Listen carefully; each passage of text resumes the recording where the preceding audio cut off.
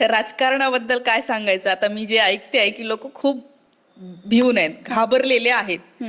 आणि मला इतकं आश्चर्य वाटतं की तुम्ही कसं काय घाबरता, तर ते म्हणलं नाही तुम्हाला नाही माहिती.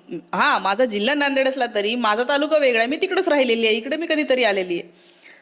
तर नांदेडची जनता अशी दहशतीमध्ये आहे खूप वर्षापासून आहे. आणि साहेब आले की पाया पडा, रांगणे लागा, उपस्थितच राहा.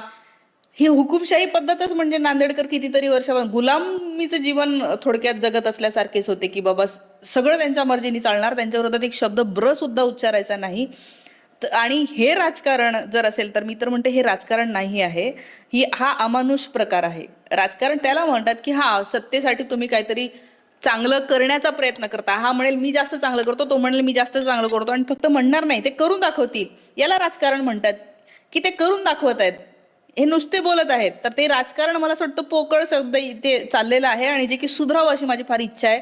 आपल्या नांदेडमध्ये खूप चांगले राजकारणी, माधवराव पाटील किन्हाळकर सारखे इतका अभ्यासू माणूस आहे, नांदेडकरांनी त्यांना खूप मोठं करायला पाहिजे होतं, परंतु ते होताना दिसत नाही. पण मी म्हणते की माझ्या व्हिडिओच्या माध्यमातून लोकांना सांगते की अशा अभ्यासू लोकांना मोठं करा, त्यांचं नाव घ्या, त्यांना भेटत राहा आणि त्यांच्याकडून काहीतरी शिकत राहा.